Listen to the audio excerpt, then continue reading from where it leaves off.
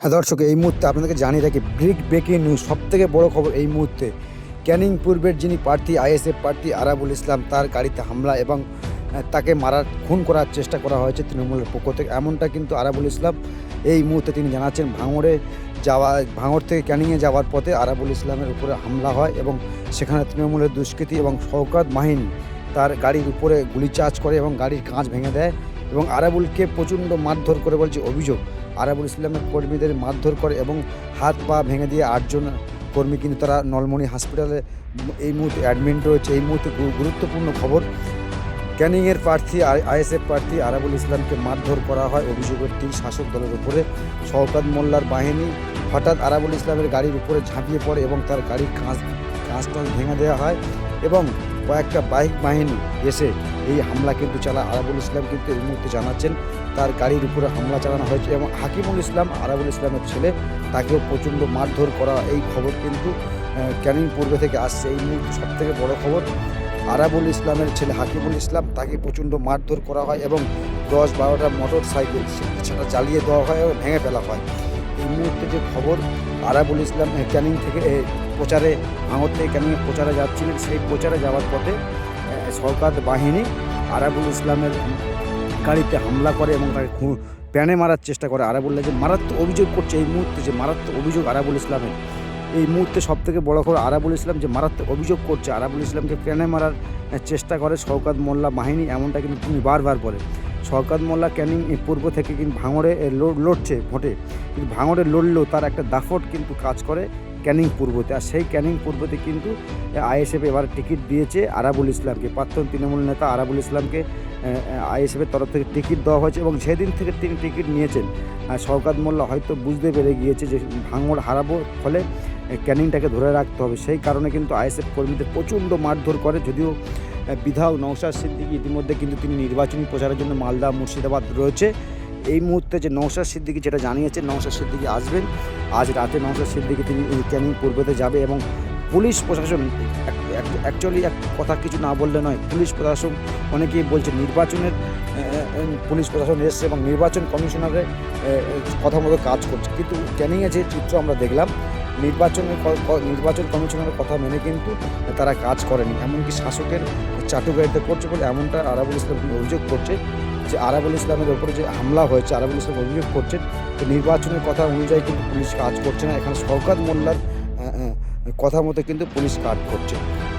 সেখানে শওকত মোল্লা এই ঘটনা কিন্তু পুরো অস্বীকার করেছে যে পাল্টা আইএসএফ কর্মীরা বা আরাবুল ইসলামের ইন্ধনে তৃণমূল কর্মীদেরকে মারধর করা হচ্ছে। এই অভিযোগ কিন্তু আইএসএফের উপরে কিন্তু চাপিয়ে দেওয়ার চেষ্টা করছে ভাঙড়ের যিনি প্রার্থী, তৃণমূলের প্রার্থী, নটোরিয়াস ক্রিমিনাল শওকত মোল্লা কিন্তু এই খবরটা তিনি বলছেন, এই কথাগুলি বলছেন। কিন্তু অপরদিকে আরাবুল ইসলাম, প্রাক্তন তৃণমূল নেতা আরাবুল ইসলাম, তিনি বলছেন সম্পূর্ণভাবে শওকত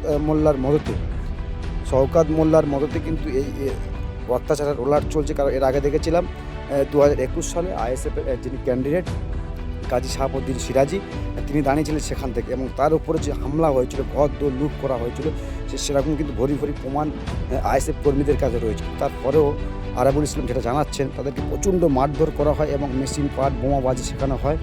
এই মুহূর্তে কিন্তু আরাবুল ইসলাম তিনি কিন্তু ধর্নায় বসছেন এবং ওখানকার যিনি প্রধান রয়েছে হাবিজুল শেখ, তাকে গ্রেপ্তার করতে হবে। তারপরে কিন্তু সেই ধর্না ছেড়ে কিন্তু আইএসএফ কর্মীরা উঠবে, এমনটা কিন্তু জানতে পারছে। এই মুহূর্তে দেখতে পাচ্ছি শওকত মোল্লার বাহিনী নাকি হামলা করেছে আরাবুল ইসলামের ওপর। আরাবুল ইসলাম কিন্তু সেই চৌমাথায় বসে রয়েছে এবং সেখানে আন্দোলন করছে যতক্ষণ পর্যন্ত গ্রেফতার না করা হবে। হাবিজুল বলে এক ওখানে তৃণমূল দাফটের নেতা, তাকে গ্রেফতার করার কথা বারবার আরাবুল ইসলাম বলছে। হাবিজুলের মদতে কিন্তু এই কাজগুলো করা হয়েছে, অর্থাৎ ফলে হাবিজুল ইসলামকে না গ্রেপ্তার করলে তারা কিন্তু এই আন্দোলন চালাবে, এমনটা কিন্তু আরাবুল ইসলাম বারবার বলছে যে আমরা ঝুঁকিপূর্ণতে রয়েছে। অপরদিকে যদি আমরা বলি, এই ঘটনা কিন্তু সমস্ত এড়িয়ে চলেছে ক্যানিংয়ের যিনি দায়িত্বপ্রাপ্ত শওকত মোল্লা, ক্যানিং পূর্ব বিধানসভার বাড়ি, ভাঙড়ের ক্যান্ডিডেট, তিনি কিন্তু এই ঘটনা পুরো এড়িয়ে চলেছে যে এর জন্য আরাবুল ইসলাম দেয়। কিন্তু সেটা ভিডিওতে আমরা দেখেছি, আরাবুল ইসলামের গাড়িতে হামলা করা হচ্ছে, সেই ভিডিও আমরা দেখিয়েছি। বাকি আরাবুল ইসলাম যেটা বলছে, কিন্তু কলকাতা পুলিশ সেখানে থাকার পরেও এমন দুর্ঘটনা ঘটে কীভাবে। অপরদিকে আরাবুল ইসলাম যে ভয়ানকভাবে অভিযোগ করছে, মারাত্মক অভিযোগ তিনি বলছে ইলেকশন কমিশনের হাতে পুলিশ থাকার সত্ত্বেও শওকত মোল্লার কথা মেনে কিন্তু এই কাজগুলি করা হচ্ছে। অর্থাৎ ভোটের আগে যদি এই যে রণক্ষেত্র ক্যানিংয়ে শুরু হয়ে যায়, ফলে যে জনসাধারণ যে ভোটটা দেবে তার গণতন্ত্র প্রক্রিয়ায় সেটা কিন্তু ফলে লুট হয়ে যেতে পারে, এমনটা কিন্তু আশঙ্কা করছে ক্যানিং পূর্বের মানুষ। ভোটের আগে যদি আমাদের এই পরিস্থিতি হয়, ভোটের আগে যদি মারধর করা হয়, ভোটে কোনো ক্ষেত্রে যদি আরাবুল ইসলাম ওখানে পরাজয় বরণ করে, ফলে আইএসএফ কর্মীদের উপর কিন্তু অত্যাচারের ওলাট চলবে, এমনটা কিন্তু সাধারণ মানুষ মনে করছে।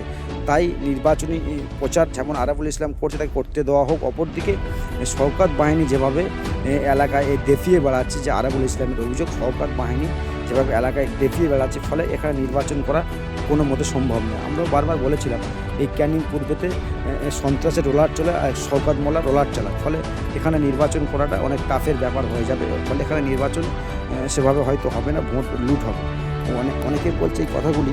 আরাবুল ইসলাম যে মারাত্মক অভিযোগ করলে তাকে ট্রেনে মেরার চেষ্টা করা হয়েছে এবং অভিযোগটি শওকত মোল্লা দিকে। এখানে দেখতে পাচ্ছি আইএসএফ কর্মীদেরকে প্রচণ্ড মারধর করেছে এবং কয়েকজন কর্মী তারা ভর্তি রয়েছে নলমনি হসপিটালে, এমনটা কিন্তু আমরা জানতে পারছি। প্রথমত ভাঙড়ের যে খবর সেগুলো আপনাদেরকে দেখিয়েছি। ভাঙড়ের এক আলাদা চিত্র, আর ক্যানিং পূর্বতে সেই আলাদা চিত্র। কিন্তু ভাঙড়ের যে চিত্র সেখানে আইএসএফ কর্মী নাকি তৃণমূল কর্মীদের মারধর করেছে, এমনটা অভিযোগ। অপরদিকে ক্যানিংয়ে সেখানে অভিযোগ উঠছে তৃণমূল কর্মীরা আইএসএফ কর্মীদের মারধর করেছে। এই ভোটের আগে যদি উত্তেজনা সৃষ্টি হয়, তৈরি হয়, ফলে যে নির্বাচন রয়েছে, ভোট রয়েছে, ফলে সেটাকে কিন্তু গণতন্ত্র প্রক্রিয়া কোনো দিনও করা যাবে না বলে আশঙ্কা করছে অনেকে।